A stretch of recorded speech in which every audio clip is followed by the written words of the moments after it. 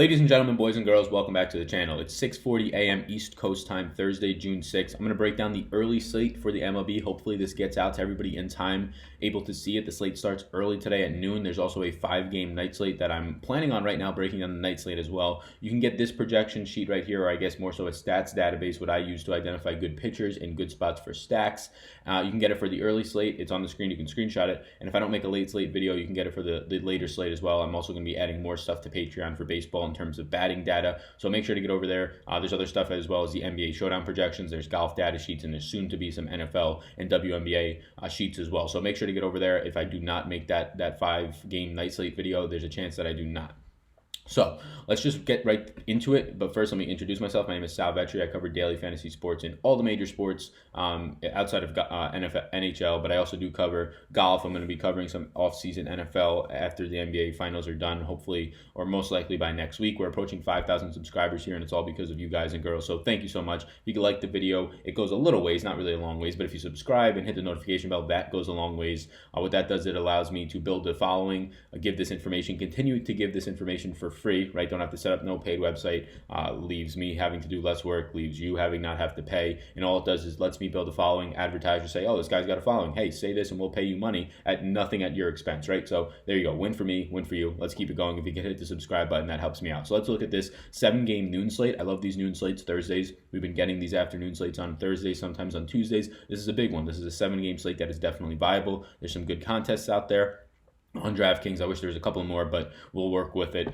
Beggars can't be choosers, right? So 7-game slate, let's start it off. And I think the pitching is interesting today in terms of there's a couple of obvious options, and then there's really nothing after that. So we'll start with Zach Wheeler, by far the most expensive guy in the slate. He's kind of put in this tier based on pricing at $10,500 as if he's something of eliteness, right? Being extremely great pitcher, and he's a good pitcher. He has had his struggles on the year, but overall he's a good pitcher. 3.82 Sierra. His hard hit percentage is down, ground ball percentage is up, which is good. Fly ball percentage right around average. Strikes out a good amount of batters, right? 31% from the left side, around 24% from the right side. That gives him an overall. And I did this so I have 2, and I'm going to add this right now. Actually, I have 2. So this is K percentage total. I have 2 sheets, one for early slates and one for night slates, in case there's ever a 2-break slate like this, when we have an early and an afternoon slate. And I wanted to pretty much, and I could do this actually afterwards, just identify overall strikeout rates. So not just from each side of the plate, so I can just quickly look and see who has the best strikeout rates on the slate overall, not just versus specific handedness. And you get the motorcycle guys out there right now. So what I just have to do quickly, if you bear with me, it takes literally a couple of seconds, is just do some conditional formatting here. So pretty much what you're looking for here is if they have a low strikeout rate, showed in red, so that we know that it's something that we really don't want to be targeting, or it's not as attractive. If they have a high strikeout rate, let us see it in green, and that's what I'm doing right here. And the same exact thing now for the team ISO on the left side, handed side. So you bear with me for these couple of seconds.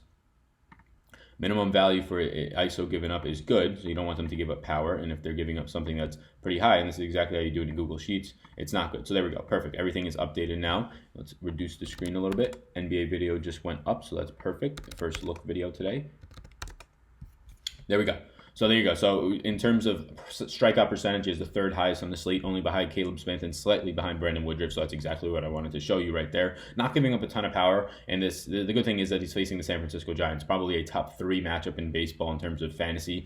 They don't strike out a ton, but they just don't have enough power, so that if you have a pitcher who does have good strikeout stuff or above average strikeout stuff, he can overpower this team. You get a team like San Francisco, Miami, and then Detroit, and you get Miami and Detroit also on this slate. Those are the teams that you really want to target with starting pitchers. Zach Wheeler has the strikeout stuff, has the deception. The only issues that I would say is that he does give up a 7% walk percentage. So when you pair a guy who has high strikeout stuff with high walk stuff, sometimes it means they don't go deep into the game. So the good thing for Zach Wheeler, and the reason that I'm very interested in Wheeler today, outside of this great matchup, outside of his overpowering stuff that I think will overpower these left-handed and more so right-handed bats in the Giants lineup, is the fact that he goes 6.42 innings per start. What that tells me is that he's going from anywhere between 6 2/3 to 6 1/3 innings per start. And in a matchup like this that is much more favorable than that average start, he should very well get into the 7th inning. He's a 174 Vegas favorite here, so I like Zach Wheeler a lot.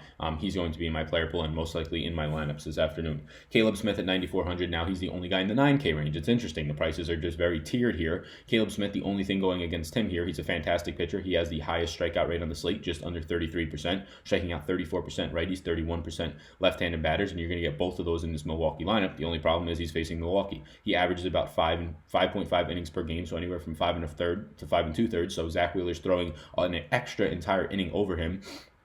And then you tell me that he's facing a Miami or a Milwaukee team that has the second or right around the second highest ISO on the slate as a team, which just means isolated power. They hit doubles, triples, and home runs at 197 ISO. They strike out right around average for this slate, 24.7% of the time. If anything, it's a little bit favorable for Caleb Smith, but nothing outstanding.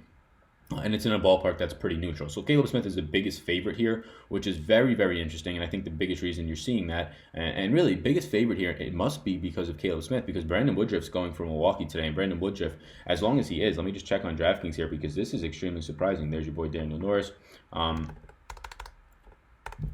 Yeah, Brandon Woodruff's the problem. I just want to make sure that was right. Yeah, this is extremely surprising that that's how big of a favorite Caleb Smith is today. I know he's great, but Miami going up against Milwaukee, Brandon Woodruff's not a guy who's any slouch, right? He has the third highest ISO Sierra on the slate. So Caleb Smith, best Sierra on the slate, best also ERA on the slate, if you take out the opener and Ryan Stanek. But there's some things that he doesn't do well. He gives up 1.48 home runs per 9, which is a little bit worse than you'd like. He doesn't get a ton of ground balls. He gives up fly balls. He gives up hard hit contact. Look, he's playing a team today in Milwaukee that is incredible. Like, I think there's leverage here in stacking Milwaukee against Caleb Smith. It's extremely risky, but a lot of people are going to be rostering Caleb Smith.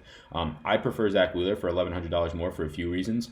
They have similar strikeout stuff. Caleb Smith's is a tier above Zach Wheeler's on the year, but Zach Wheeler's going to be going most likely more times than not in this game, an extra inning into the game. I think both have the win upside here in their matchups, and I think that Zach Wheeler is much less likely to give up 2 home runs today as opposed to Caleb Smith, who gives up more home runs on the year and now is facing a team with a much better ISO rate, because you have guys like Christian Yelich in the lineup, Grandel in the lineup, whoever else out there for Milwaukee, just loads of guys. Moustakas, just I'm shocked that it's just a minus 220 favorite for Miami today. So Caleb Smith obviously in play today, but the matchup, it pushes me away. I'd rather stack against him if I'm being completely honest. And I probably don't full stack, but I would take a little bit some pieces. He gives up no power to lefties, so I'd probably stay away from the lefties here. But go get you some righties. He gives up the third highest ISO on the slate to righties at 234, and that's a big sample size. So I'd probably one off or small 2 stack. Maybe you can talk me into a 3 stack against Caleb Smith with some of the top to middle of the order bats from the right-handed side with Milwaukee. It's very high risk, so that's why I probably go with one-offs. Brandon Woodruff, so I like Brandon Woodruff here against Miami. Look, he's facing Miami, a team that we target all year. He's $8,900, and he's been pitching exceptionally well. He's working 5.68 innings per start, and that's 5 2/3 innings. So in a matchup against Miami, who has been hitting a lot better as of late, they just scored 11 runs in an inning 2 nights ago.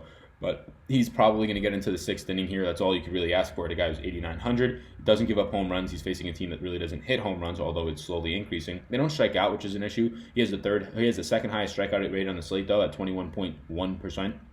Barely higher than Zach Wheeler. So I do like that. Gives up no power to righties, which is predominantly what he'll see in this Miami lineup. He'll probably see 7 at 6 at the least. And then he also doesn't give up power to lefties at 156. The overall average ISO this year is about 170. So he's giving up below average to both sides, well below average to righties. So Woodruff's in a spot here where he has the K upside against a team that doesn't strike out, but he's very well capable of overpowering them here. And he doesn't give up power, 0.92 home runs per 9. And he's now facing a team that does not hit home runs. So there's a lot of things to like here. 3rd best ISO on the slate behind Caleb Smith. They're actually 2nd best behind Caleb Smith only. So yeah, Brandon Woodruff as a 188 underdog here. I don't know what's going on in Vegas. I don't know if there's been news that there's the Milwaukee lineup's already out and it's absolute garbage. I don't think that's the case. So I'm going to look into it a little bit more. But right now I do like Zach Wheeler and I like Brandon Woodruff. I kind of skim over Caleb Smith because of matchup and because of the price. I would rather just have Brandon Woodruff for $500 less. Mike Folty here today. Mike Folty has been pitching pretty bad on the year. He's been in a couple of blow-up spots. His 6.1 ERA is not that bad, though. He has a 4.63 Sierra, which is actually pretty bad. But it shows that he's just getting a decent amount unlucky. He's the guy on the slate that's getting unlucky the most. He has under a 5% walk percentage, which is pretty good. It's one of the best in the slate. Here's the issue. Gives up home runs. 3.05 home runs per 9. Yes, this is not a small sample. This guy's giving up almost double the amount of home runs than anybody else in the slate. He faces a Pittsburgh team that just doesn't have a ton of pop. in terms of home runs, but they're playing in a ballpark in Pittsburgh that allows for there to be home runs. So I don't want any of Mike Folty at 8,500. This guy is severely overpriced, I would say, especially when Woodruff's only $400 more. There's no way I get to Folty, a guy who is in a ballpark that favors home runs, even if he's not facing a team that's going to bump up that team's power because they're in a hitter-friendly ballpark against a guy who just gives up home runs. The reason he's giving up home runs, he's giving up 46% hard hit percentage, which is the highest on the slate. He's giving up 46.7 fly ball percentage, which is the highest on the slate, pretty much a virtual tie with Caleb Smith, which is interesting. So when you're getting hit hard, when you don't have strikeout stuff, he only has 18.9% strikeout stuff. That's one of the lower ones on the slate. You're pitching to contact, and when your contact is getting hit hard, when it's going to be in the air, it leaves the ballpark. So Folty has some issues. There's no way I'm paying $8,400, even if he is a slight favorite. I would rather stack Pittsburgh against him. Another thing that goes in against him is Pittsburgh only strikes out 21.6% of the time. So a pitcher who doesn't get strikeouts, facing a team who doesn't strike out, facing a team that is in a hitter-friendly ballpark, who makes contact because they don't strike out, and he pitches to contact, and it's usually hit hard. This is a spot where I would be very interested in stacking Pittsburgh. Danny Duffy going up against Boston today. There's no way you can get me to go here at $7,900. If Danny Duffy was $6,900, now we start saying, okay, do I take a punt on Danny Duffy? But not at $7,900. He on the slate so far, he only has a 22% strikeout rate, which is below average. Average on this slate's around 24, and he's facing a team in Boston that has the lowest strikeout rate on the slate at 20.7%. So I don't want any of that. They have an above average team ISO of 183, average is 170. Yeah, Danny Duffy, just nothing really stands out to me outside of the fact that he doesn't give up home runs, only 0.9 home runs, so less than a home run per 9 innings, but he's facing a team that has an above average ISO in a hitters friendly ballpark, more so than not in Kansas City. There's not much I like here. He has a 4.85 Sierra. He would be a guy in the 6K range I would take a punt on if he was in the 6K range, but he's not. So no Danny Duffy for me. Chris Archer, 7,700. I was at a baseball game last weekend on Saturday. Drove to Pittsburgh with my girlfriend, watched a baseball game, and Chris Archer was the bobblehead night, so I got a free Chris Archer bobblehead. The tickets were only $1. If you live in the Pittsburgh area, they have $1 upper deck seats, and they're very beautiful. You can see the whole city on your right, and then the game on your left. It was actually really cool, so you should check that out. But $7,700 Chris Archer, no shot. There's no shot. He has the highest ISO on the slate. This is not a small sample. Chris Archer has been drastically bad. 5.07 ISO. It's only slightly better than his ERA, so he's getting slightly unlucky, but 5.07 ISO means he's a terrible pitcher. He walks 12 guys per inning, and this is the reason that he's just getting absolutely destroyed. When you walk 12% of your batters, not 12 guys per 9, but 12% of your batters, and you give up 1.89, the second highest home run per 9 rate on the slate. It would be the highest on most slates if Mikey Folty with 3 home runs per 9 wasn't on this slate. Yeah, there's just no shot. And when you add in the fact that he's in now his home ballpark, which is very hitter friendly, against an Atlanta team that just has loads of bats that can absolutely hammer this guy from either side of the plate, I think Atlanta is going to be one of the higher owned stacks today, as they should be. They have power, or Archer gives up power to both sides of the plate, whether it's lefty or righty. He's giving up over 200 ISO to the left side, giving 221 ISO to the right side, so you can take anybody you want here. This should be a spot where guys like Acuna, whatever his name is, Acuna, yeah, Matana, whatever. There you go, a little Lilo and Stitch. He should be able to have much success here. Maybe go yard Josh Donaldson. Maybe actually finally breaks out. All these guys in the middle of that lineup. Freddie Freeman from the left side is going to have an opportunity against Chris Archer. Yeah, I like this a lot. There's no shot I go over Archer, so I think stacking Atlanta against Archer makes sense, and then really stacking this whole game, it should be a lot of runs. I don't know what the total is, but Pittsburgh against Mike Folty makes sense as well, and I would be fine taking one-offs against Caleb Smith from the right-handed side, because Caleb Smith gets hammered by righties. Jose Quintana, a guy who seems like he's fallen off the face of the earth. He averages about 5.52 innings per start. He's facing Colorado today. Colorado is not at home, but they have the second highest ISO on the slate at 198. Pretty much a virtual tie with Milwaukee's 197. Colorado strikes out right around average. This is a pitcher-friendly ballpark in the Chicago Cub area if the wind is not blowing out. If the wind's blowing out, it quickly turns into a hitter-friendly ballpark where there's lots of home runs. 4.17 Sierra. It's a little bit less than average, especially for this slate. 7% walk percentage. That's not great. You usually like to see it below 6%. 1.08 home runs per 9. That's not great. Anything above 1 is usually not that spectacular, because these guys only go like 5.5 innings. So if they're giving up a home run in those 5.5 innings, you better hope it's a solo shot, because if he's giving up a 2 or 3 run shot, it really impacts his fantasy production, especially when you take into account that he's not the most overpowering strikeout pitcher on the slate. He does have a 24.2% strikeout rate, right around average, faces a team that has a 24% strikeout rate, right around average. So there's nothing here that bumps him up or down based on the strikeout matchup. It's a very safe and neutral spot. Does strike out lefties a little bit more. This lineup for Colorado does have a few lefties in there, but not too many that really have any damage, not your Nolan Arenados or your Trevor Stories at least. So Jose Quintana today, it's a very bad matchup, but I would say this is the first spot outside of that Zach Wheeler, Brandon Woodruff upper range that I would look to and say, okay, Quintana seems like a safe play. He can probably get me into the 5th inning, which gives him win upside. The line is not out yet for this game. He's facing a team that has a lot of power, which is very worrisome. He doesn't give up much power. He gives up below average power to the left side and the right side, a 160, right around average, I guess you can say, from the right side. Car coming by, and he's pitching in a ballpark that will help him out today as long as the wind is blowing in. So Quintana is a guy that I have interest in slightly if I can fit him, but I probably end up punting more times than not. Tyler Mahle had a very good start his last time out, but now he faces a St. Louis team that just doesn't strike out. They don't strike out, and he gives up a lot of power to lefties. There's going to be lefties in this lineup, so I think I'd take some one-offs, and if not a mini stack with the lefties from St. Louis against Tyler Mahle. Look, he had a very good start last time, but overall his strikeout rate, it actually bumped it up a little bit. It's a little bit of a smaller sample. It's around 25%. His strikeout rate is actually 5th highest on the slate out of 14 pitchers, so that's actually really good. The more that I actually think about this $7,300 Tyler Mahle, I guess it can go either way. His Sierra is a 3.69. How many starts does he have?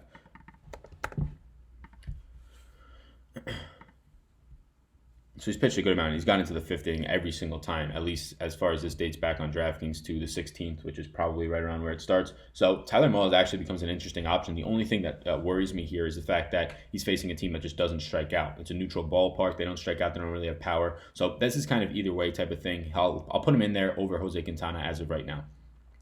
Sean Anderson versus the Mets. So San Fran, he has no win upside here. He's a 4.89 Sierra. He's going up against the Mets, who strike out a decent average amount. They're a very average team, right? A 170 ISO is right around league average, exactly league average right now. A 24% strikeout rate is pretty much right around league average right now. Sean Anderson doesn't give up any type of power to either side of the plate, but he also doesn't strike out anybody. He has the lowest strikeout rate on the slate at 13%. He doesn't go that deep into games. I guess he goes around 5 innings per start, so that's a little bit better, but doesn't give up walks, doesn't give up home runs, doesn't strike guys out. So this is a very safe option at $6,900. If he gets you 5 innings into the game and can go for 4 Ks and not give up any runs and limit his hits, then he's good. But right here, there's really no upside at $6,900. He's definitely interesting. I'm not going to completely rule him out, but I'm probably going to pass over it.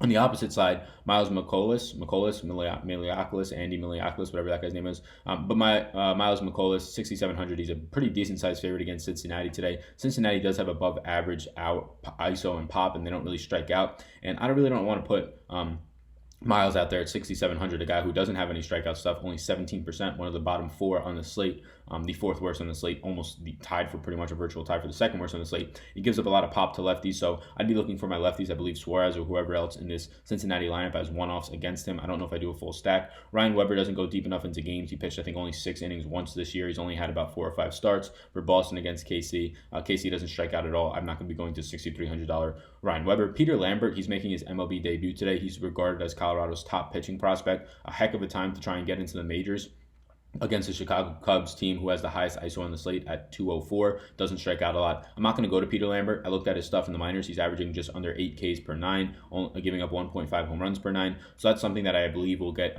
just blown up a little bit more in the majors, especially with this start. I'm not going there at 6,300. If he was maybe 4,500, I'd take a shot on him, but not against the Cubs, not in Wrigley Field, not against a team that has the highest ISO on the slate and just doesn't strike out at all, 23%.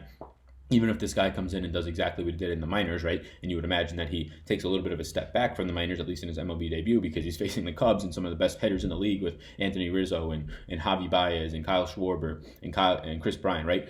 So I would imagine that he takes a little bit of a step back, and that 1.5 home run per 9 in the minors is not great. In the majors, it'd be below average, and that moves to 2 home runs. I think that this is a spot where you can take advantage of a guy like Peter Lambert with some of these bats from the Chicago team. Daniel Norris is interesting. I was looking at him because at least dating back to like mid-April, he's gotten into the 5th inning every single time. He has a terrible Sierra at 4.79. A lot of that's due to the fact that he just gives up home runs. A 1.74 home run rate is the 3rd highest on the slate. Walks around average, lots of other things around average. The thing that really hurts him in terms of fantasy production is you're giving up those home runs, which is a big negative. And you're not striking guys out, tied for the 2nd lowest strikeout rate on the slate with Ryan Weber at 16%. That's not good. You face a team in Kansas City who strikes out a little bit above average 25% of the time. They have a above average team ISO, so above average power, and he gives up a lot of power to lefties. So if anything here, if you wanted to take a flyer below the 7K range, I think Sean Anderson's the safe play. Like, he's not going to get you any strikeouts, but he doesn't get blown up. And I think the guy on the opposite end of that Actually, I take this back. I don't want to play Daniel Norris because I'm looking at Sean Anderson and he's only $1,100 more. And Daniel Norris is the worser version of Sean Anderson, in my opinion. They both don't strike guys out, but Sean Anderson at least doesn't give up home runs. Sean Anderson's pitching in a better hitter or better pitcher friendly ballpark in Citi Field. And then you have Daniel Norris, who is pitching against a tougher opponent, I would say, definitely in Tampa Bay with more power in a ballpark in Detroit that doesn't help power out. At least this year, it's favoring more so to hitters to hitters. And now you get Daniel Norris, who gives up power, so he's a much worse Sean Anderson. So he's not safe in terms of because he's giving up almost 2 home runs per 9 innings. So Daniel Norris was a guy that I was interested in taking a punt on, but now I take that back. I'd rather try and get $1,100 and maybe get to your Sean Anderson. So Ryan Stanek's just the opener, and then they're going to have, I think, who's coming in for Stanek here. Let's go to Tampa Bay.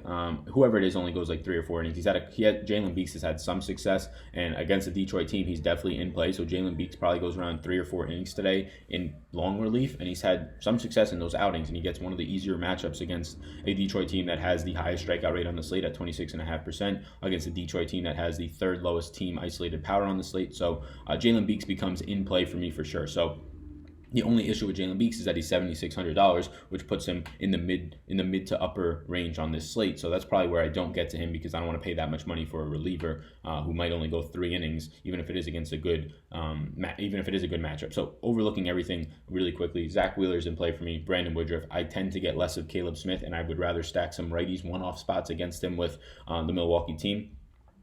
Outside of that, in terms of guys on this middle tier, I think Jose Quintana is interesting. I probably stay away from him at the end of the day because I think I'd rather get to Tyler Mahle at 7,300, who has a better matchup in terms of not giving up power, although St. Louis doesn't strike out a ton. Those 2 guys at the top, and I might try and fit into my lineups, Brandon Woodruff and Zach Wheeler, and see what I could do with cheaper stacks because I'm not seeing anything really below that, right? Below Brandon Woodruff, I'm not seeing anything that stands out. Jose Quintana and Tyler Mahle are meh. They're nobody that I really want to get to. Sean Anderson, you're hoping for like 10 fantasy points, and at $6,900, 10 fantasy points probably isn't enough. If you're playing a $6,900 pitcher, you need 15 plus out of him, and Sean Anderson's lowest strikeout rate at 13% leads me to kind of look elsewhere, so man there. Not a lot of guys down here. Ryan Stanek's just an opener. Daniel Norris is a worse Sean Anderson because he gives up home runs. I think you could take a shot with Peter Lambert if you want, but I probably don't because he's facing Chicago. If he was facing really like any other team outside of Chicago or Arizona or the Twins or Boston, like just like 20 other teams as a season opener, I would probably take a shot on him, but not against Chicago. Ryan Weber just doesn't go deep into games against KC and doesn't have strikeout stuff. So yeah, there's nothing. Like 7K or below, there's really nothing. You could take a shot with Peter Lambert, like I said, against Chicago. I don't think I punt with Daniel Norris, even though he's only 5,800. I probably won't get there, averaging only 8 fantasy points per game. You probably need him to get you 12 to 15 in this spot at 5,800. So if you told me to pick somebody below the Brandon Woodruff range, because that's really all that I like is Brandon Woodruff, Caleb Smith a little bit, but not really, and Zach Wheeler, I probably would lean the most to a Tyler Mahle, who is an underdog, who faces a team who doesn't strike out as much, but at least he has been getting his strikeout stuff up around 26%. It's the 5th highest on the slate. So that's where I'll lean. And if you want to take a punt, Peter Lambert's fine. Daniel Norris is very edgy for me. My player pool for pitchers is going to be extremely small today, probably around 4. Zach Wheeler, Brandon Woodruff, and Tyler Mahle are going to be in there. And then deciding between Jose Quintana, Peter Lambert, Daniel Norris, probably for my 4th/5th spots. Car outside right now, perfect timing. Thank you guys and girls for watching this. Let me know in the comments down below how you liked the video. Hit the subscribe button before you leave, it helps me out. My name is Sal. Best of luck today, everybody. Peace out, gang.